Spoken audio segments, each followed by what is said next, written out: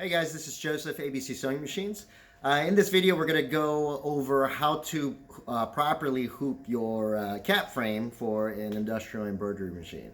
Now, most cap frames are pretty similar, so you could use bits and pieces or the concept of what we're going to do in this video to apply it to most of the major brands out there for industrial embroidery equipment. There's a couple things right off the bat that you have to worry about when hooping a cap and sewing a cap.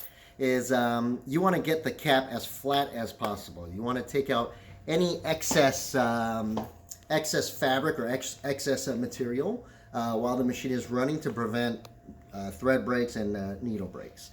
Okay, so right now we're going to go over the basics of how to hoop your cap properly. Right in front of me I have the cap station. This is securely mounted onto a sturdy table. Okay, we don't want this loose or flopping around. Okay, we have a 270-degree wide cap frame. This is pretty standard for most embroidery machines. One piece of tearaway backing for caps, and a standard practice cap.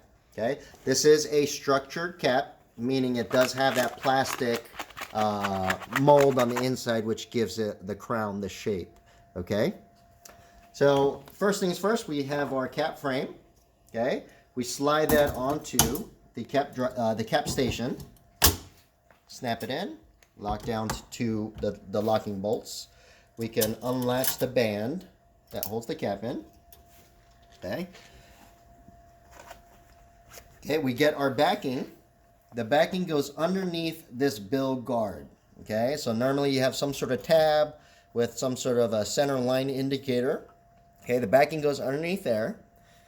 We get our cap, and we flip out the sweatband. So we don't want the sweatband in or else you're stitched through it. We want that out in the open. We're gonna slide this in just like that, getting the sweatband underneath the bill guard. So we're gonna slide this in all the way to the back. Now the bill of the cap never passes the guard. So you shouldn't see your caps going over, and you shouldn't see this gap between the edge of the guard and the bill of the cap. Okay, we want to slide it in butt up against the edge.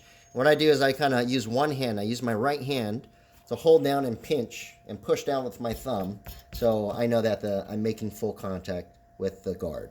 Okay, from here we're going to grab the rest of the cap and latch it over these two bottom loops. Okay, so we're going to pull this around. Okay, now this is the tricky part. Most people, when I tell them to pull down, they pull down, and you can see they just naturally pull back. Okay, so you can see on the line of the cap, it's not going perfectly straight down. It's kind of angling out that way towards the back side. That's what we don't want to happen. So what we do is we pull straight down. Okay, and you can see I'm pulling fairly tight because I'm trying to minimize this bounce right here.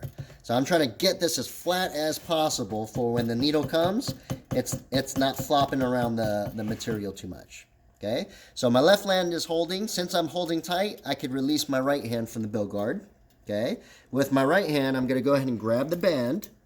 Okay, now when we loop this, when I'm pulling straight down, you'll notice on the band here, you have a series of teeth right here on the middle and right here on the bottom side.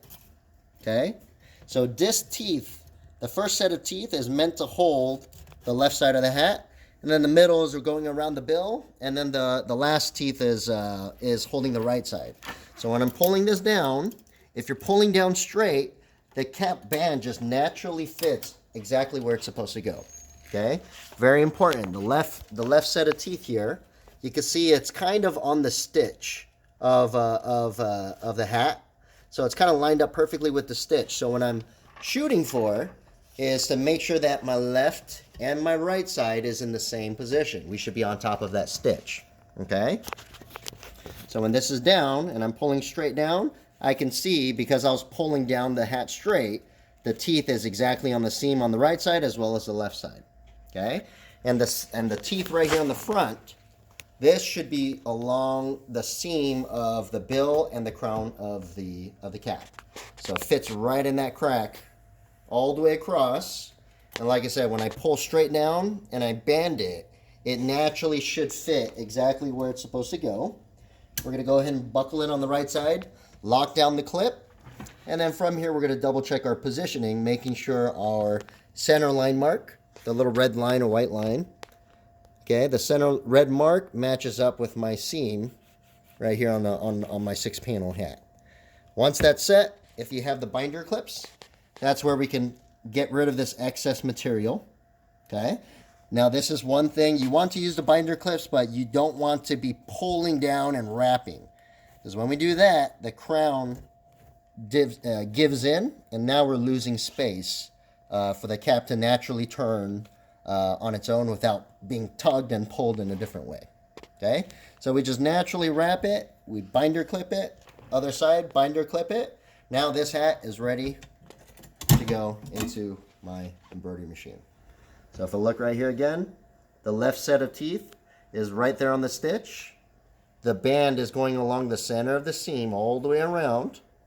Okay, and the opposite end right there on the same position as my left side was. That is ensuring that your hat is on there straight. There's a couple other things that you want to be wary of when you're working with caps. The position of your driver, your cap driver. Your needle plate, definitely change out to the cap needle plate. Slow down the speed of your embroidery, and making sure that your design is not too big for it being on a cap.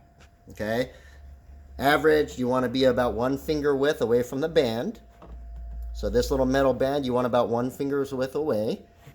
Your design, and when it gets towards the top side, you want to make sure that you don't see the imprint, the indents of the needle plate poking through from the bottom side as it's running around. Okay, because that means that you're running out of space, and you're still the cap is inside the needle plate, and this is brushing up against the cap. So what happens is you'll scuff up the inside. There's a possibility that the cap will fall off or move. So those are the kinds of things that you want to tidy up before running your cap. Alrighty, hope this video helps. If you have any questions, feel free to check out our website or give us a call, and we'll be able to help you out. All right, take care.